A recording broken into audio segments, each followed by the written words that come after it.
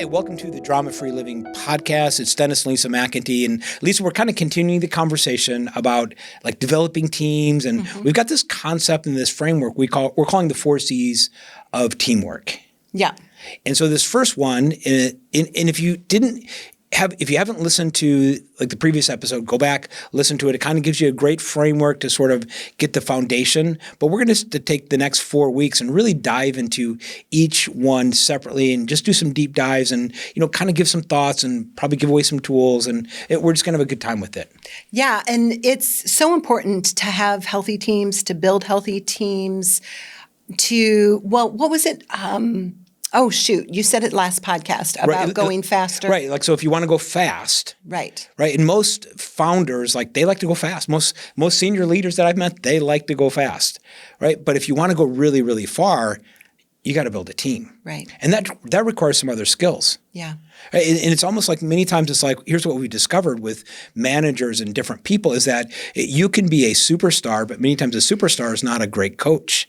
And this is sometimes where That's true. It really is. True. Right? If you look at all of the different superstars, super athletes, whatever. Yeah, it's like if I have a basketball team, it's like, and I'm on the court, I want Michael Jordan with me on the court, right? But I want a guy like Pat Riley sitting on the bench.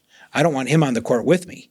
And it really becomes 2 different skill sets. And the challenge sometimes is that we see people that are superstars and we think, well, man, they're just a superstar, so we're going to make them a manager. Right. And it is a completely different skill set. In fact, we're working with an organization right now. I just sat down with a senior leader, and he's going to have to take his CFO and just put him in another role because this particular CFO is not a team, but he's a superstar. He is amazing with analyzing and building budgets, but he just doesn't have a desire to build a team. Right. Under him. So what's interesting is when our kids were young, I don't know if you remember this, when our kids were young, we lived in Germany, we lived in Poland, right. And I wanted our kids to learn how to swim. Yep. And so a friend of mine, she was like an amazing swimmer, and she lived in Zurich. Yep. They lived in Zurich, and we were visiting them, and I was asking her about how do I find someone to teach our kids to swim? And she told me, don't look for someone that's a great swimmer. Okay, now that kind of goes against the grain a little bit, right? I thought, wait a minute. Don't look for someone because if you're a great swimmer, you obviously know how to swim. You know the different strokes and the techniques. She said, look for someone that's a great teacher that knows how to swim. Because it's really a different skill set. Swimming and teaching, those are 2 different skill sets. Absolutely. And I thought, wow, that is something I would have looked for someone that was a great swimmer that was willing to teach my kids, not for someone that was a great teacher that knew how to swim. Yeah, and we talked last podcast episode about this whole idea of uniqueness. Yeah. Right? And part of the way to like sort of determine uniqueness and call out uniqueness is you have to build this foundation of care. Absolutely. And for that, appreciation is super, super important.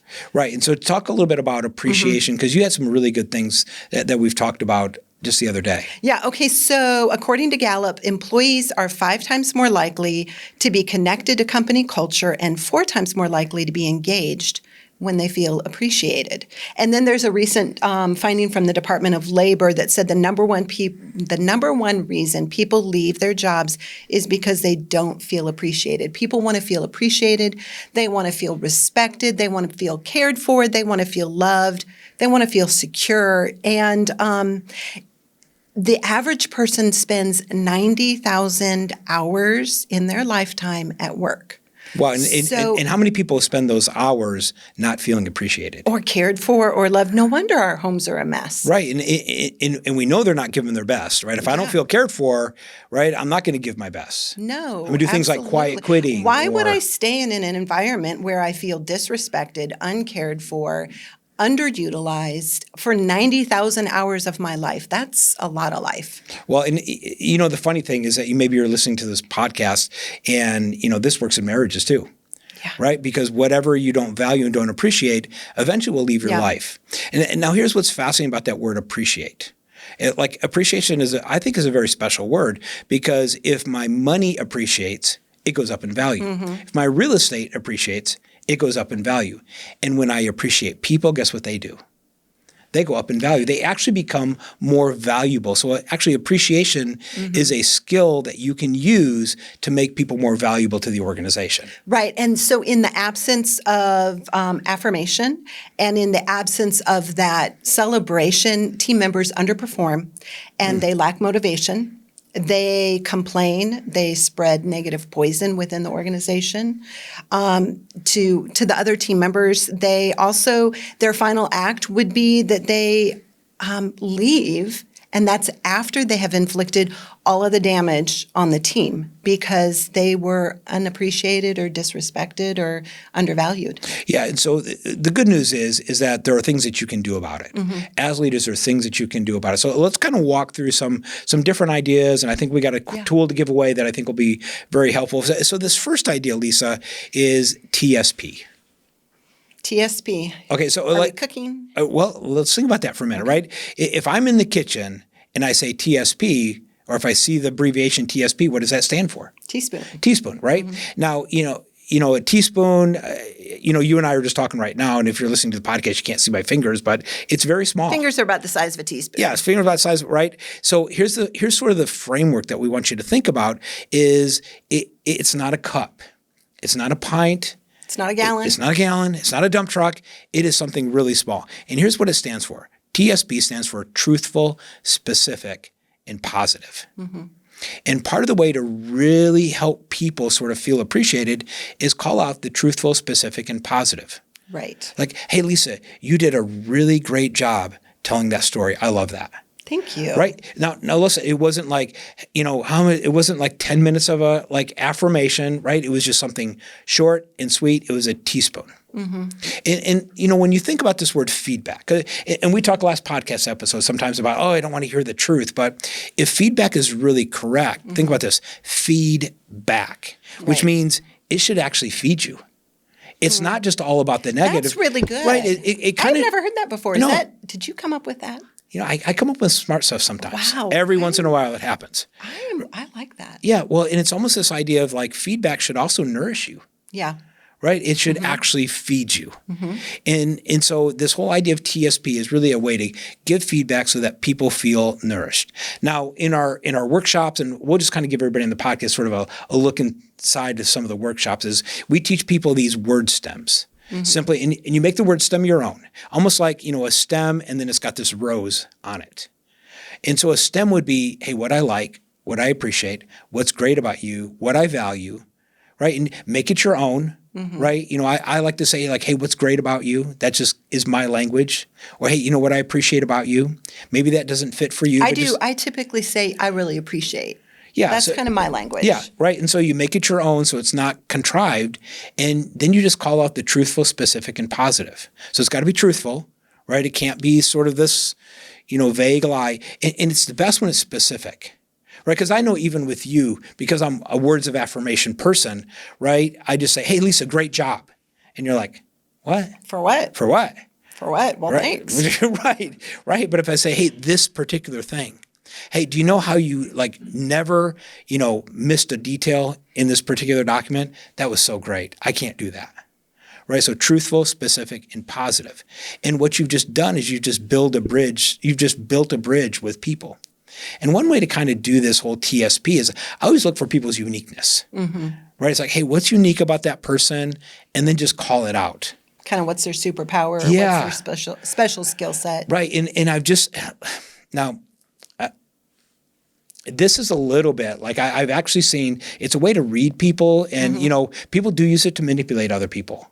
Okay, right? I'm in suspense here. Okay, well, I mean, because they grab a hold of their hearts to try to sell them something they don't need. Right. Because I've actually been with clients or people, and I just TSP them. I'm like, hey, what I really appreciate it is how you're always like following through on every single thing with your team, and like I actually had like a leader, a female leader, start to well up and cry a little bit. I was like, whoa, I didn't, but it's like it touched her heart so much.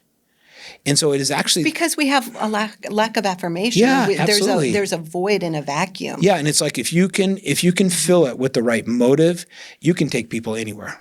And, so in our previous episode, we just talked about the 90s and the nostalgia of the 90s. And I still cannot believe that you don't remember Rainbow You know what? Fish. Can we just move on, please? No, Come on. no. I am going to order it, and it's going to be at your door tomorrow, so you can read. At my door, Rainbow not Fish. your door? No, your door, because I've already read it. Okay, fair enough. Okay, our door. Anyway, but Moving I on. remember back in the 90s, it was one of our first jobs, and the big thing was the affirmation sandwich. Do you remember oh my that? Gosh. Yep. Yeah. I had never heard it before, and I thought, what is this? Well, they call it a different name, and we really don't want to use that name. Right? I actually used that name one time and got reprimanded by a senior leader, so I don't even know what name you. Don't tell me. Yeah, it's not good, right? It's like something positive, right? And the negative feedback, and then something positive. Right. Right? And the challenge with that if you are always doing that, you bring people in and you start to tell them something positive, in the back of their mind, guess what people are thinking? Okay, when's the next shoe going to drop? So what's he going to tell me, right? And then the thing about it is when you say the affirmation at the back end, nobody remembers it. They're like, oh, yeah. Yeah, but think about this. If you TSP, TSP, TSP, TSP, then when you need to give constructive feedback, you can just say it. Mm-hmm. You don't have to do an affirmation, constructive, and then an affirmation on the back end. It's like because they already know they're connected. They already know they're a valuable member of the team. They already know their job is secure because you've TSP, but it's like you just got to communicate this very quickly. And the challenge with sort of that affirmation sandwich is, man, it takes a long time to do it. It could be a 30-minute conversation. Right. And so this is actually, TSP is actually a way to save time, make relationships, I know you hate this word, more efficient. No, efficiency is great as long as you don't leave the people behind. Fair enough. And steamroll them. Oh, come on, I never do that. So along with being able to feel care and being able to give this TSP is understanding how each person works. Okay, and this is understanding what's really what they're made up of, what is what they value. And you referred to it earlier in how you're a words of affirmation person. Right. And I'm not a words of affirmation person. So it's the love languages. And Dr. Chapman, he put the book out, I think it was in 94. It was in the early 90s. Yeah. And it was the 5 love languages of people and the different approaches and how they feel valued. Okay, so talk about this for a minute real quick, okay? Because I'm leading a team, but I don't want them to feel like I love them. Come on, it's like I want my wife to feel like I love her, but do I want my team to feel like love them? Well, no, your team needs to know that they're valued and that they're cared for and that they're appreciated. And Dr. Chapman later put out a book about the 5 love languages in the workplace, and now you can find multiple books about it. Yeah, love it. But essentially being able to, so my love language is mostly physical touch. And so if you tell me all the time, oh, you're so great, you did that so great, that was wonderful. To me, it's like blah, blah, blah, blah, blah. I don't hear it. It doesn't make me feel special. But if you come and you put your hand on my shoulder, and then tell me how great I am, I will totally hear it. Or for you, if I bring you coffee in the morning, or I pick your socks up off the floor, or... Oh, yes, please. Or all the different things. Maybe I start the car for you when it's icy out. Oh my gosh, you're awesome. You're going to like it, but you're not necessarily going to feel loved unless I tell you, man, you are incredible. You are the best speaker in the whole entire world. And I can say these things, and to me, they sound really just way out there, highfalutin praise and empty. But to you, you're like, yeah. Oh, yeah. Of course. Oh, yeah, well, that's me. When it's almost like each of these languages, it's like certain languages energize you and other languages de-energize you. Or they just don't do anything for you. Yeah. And so the different love languages, we'll just go over them. Okay. They are words of affirmation, gifts, quality time, acts of service, and physical touch. Okay. Okay, so the love languages in the workplace, words of affirmation. These are like shout-outs. These are, okay, you are Mr. Words of Affirmation guy. Go ahead. Explain words of affirmation. Hey, that was a great job. I love that about you. Hey, what's great about you, right? It's like any of these kind of shout outs. And the funny thing about words of affirmation, they can be really general.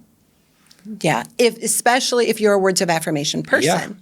And the thing is with the love languages, it takes a little bit. First, you have to be familiar with the love languages, and then you have to not only be self-aware, but you have to be others aware. You watch people, you listen to people, you watch their reactions, you see what is it that makes them kind of puff up and smile, and what makes them maybe look a little dejected. Well, and Lisa, that's really feedback, right? It's like I take an action and I get a result, or I get an outcome, or I get a behavior, and that behavior back to me is really feedback for me. And I think this is a key skill for leaders, is really to be aware of what you're getting from your team, right? Because here's the worst thing, and I've seen this with a lot of leaders, is I know a lot of leaders that they really do care, right? They're good people, they really care, but the challenge is they don't know how to show care. Right. And it's really a skill, and their team thinks they don't care. When I talk to their team, they tell me all these stories about the leader, and I'm like, no, she really does care, or he really does care. And we talked about that. I mean, why appreciation is important. People leave their jobs because they do not feel appreciated. They don't feel valued. So if we don't want people to leave their jobs, and if we don't want people to spend 90,000 hours of their life feeling dejected and rejected, we need to understand, how do we make people feel appreciated? How do we show them that they matter? Well, and this is really about getting the things that you can't buy. Right. Yes. So if you're a team member and I'm paying your salary, you're here 8 to 5 or 9 to 6 or whatever those hours are, but I can buy your time, but I can't buy your creativity, your ingenuity. I can't buy your passion, your energy, right? It's like those are the things that you can't buy that leaders have to earn. Yeah. And the fastest way to do that is really help people feel like you really care. And so just some key phrases that people can use for if you discover, and you can use this at home, you can use this with your kids, you can use this with your kids' teachers, you can use this in the grocery store with whoever is being able to discover in the grocery store with the cashier. I mean, cashiers are people too. They are? They are. I don't always...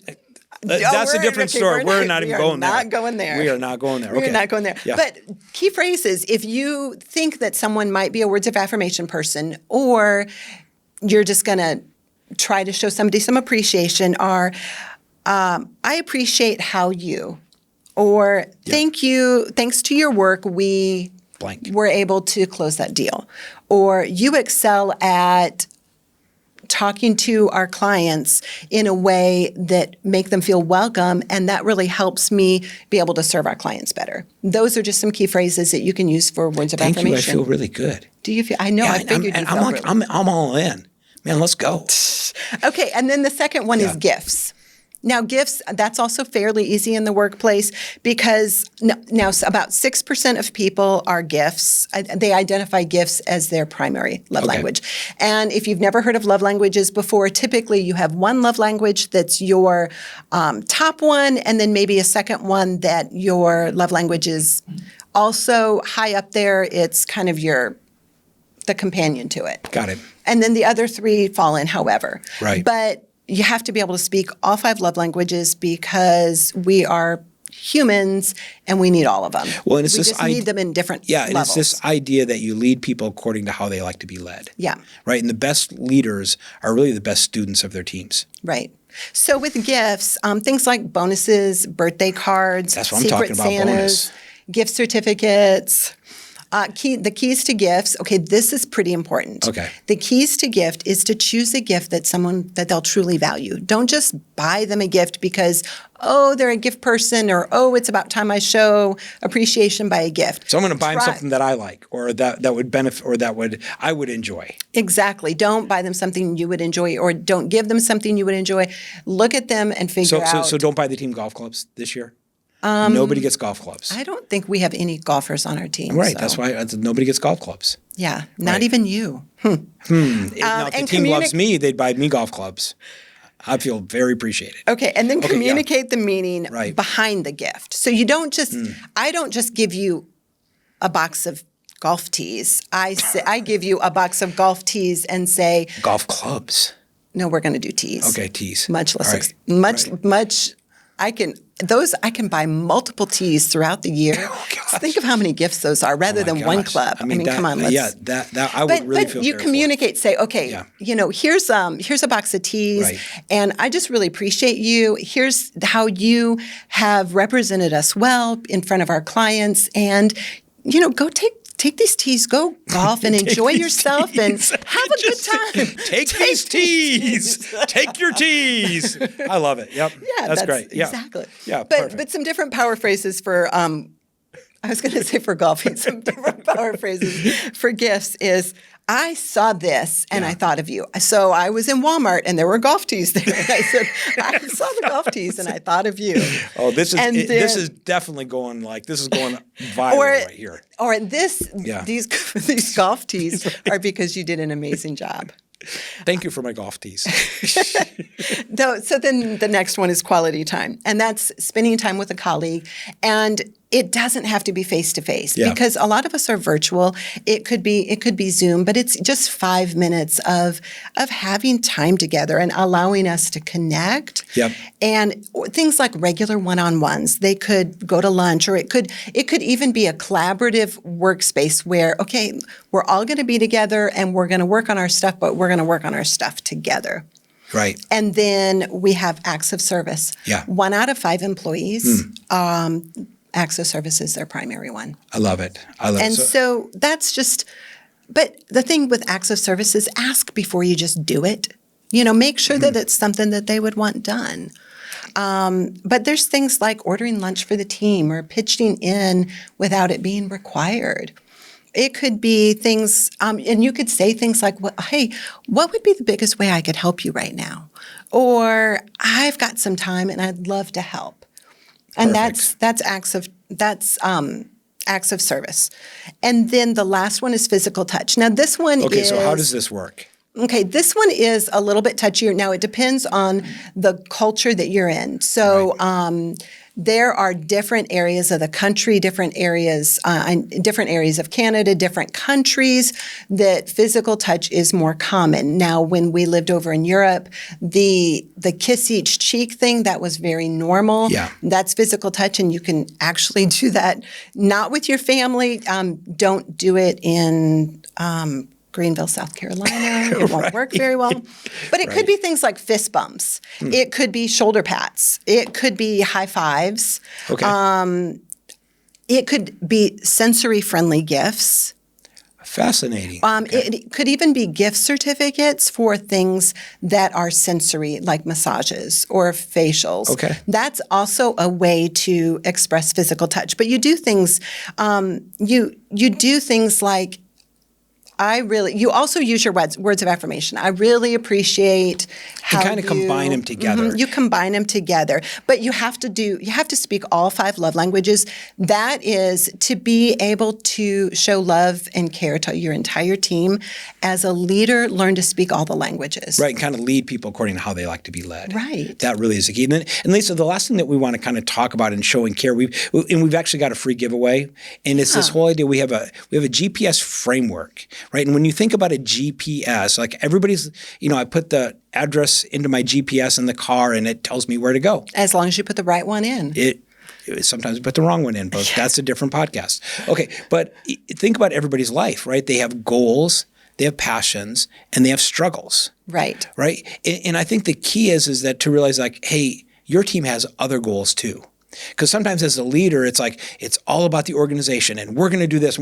But I always have to step back and go, my team, I have team members that, I think they want to buy a house, right? Or they want to buy a new car, or they want to take their kids somewhere special. Right. They want to take their kids somewhere special. It's like they have other goals. And when we can help their goals intersect with our goals, motivation is not a problem. Yeah. So what this is, and we'll put the link to this free tool. But it really is a framework that'll help you understand what are people's goals, what are people's struggles, what are people's passions, their own GPS, and then help them along the way. Because if I know that you are there to help me, that you are my personal success is on your mind, I'm like, wow, he actually knows me. He cares for me. What happens to me, what happens to my kids makes a difference. I mean, you care about that. Yeah, and it's almost like, if you go after the heart, the hands come with it. But if you're always just going after the hands, you don't necessarily get the heart. So how do you do the GPS? Well, so you want to put people in the future. You want to say, you want to go, hey, look out over the next year. Right. Right. So over the next year and kind of get them future focused. Right. And then you just ask, hey, what are some things that you want to do, or what are some outcomes? Right. Right. What are, you could use goals. Right. And then a way to kind of find passions is like, well, why? Well, tell me why these things are important to you. Right. And then they're going to tell you these passions. Well, and sometimes people don't even know. They know what they want, but they don't know why they want it. Yeah. And helping someone figure out what they actually want and why they want it is pretty powerful. I mean, that helps people increase in their self-awareness. Right. And then for struggles, you can ask them, hey, well, what are some of the obstacles that are standing in your way? Right. What are some of the uncertainties that you have? And it is this whole framework. And what we're telling people is, don't go out and be a life coach, don't be everybody's therapist. But when you find the GPS, just be an assist. Yeah. Right. How do you assist someone? So if they like golfing, Lisa, you buy them golf tees. Right? Golf tees. Golf tees. Right? That's what you're getting for Father's Day. I got that, right? But no, it's like if it's budgeting, right? So, hey, maybe there's a book. Maybe they have struggles with money, right? It's like, well, here's a book, here's a podcast.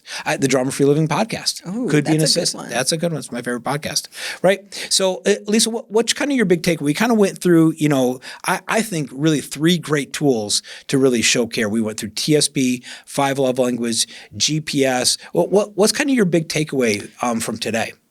That maybe I shouldn't get you golf tees because gifts is not your love language.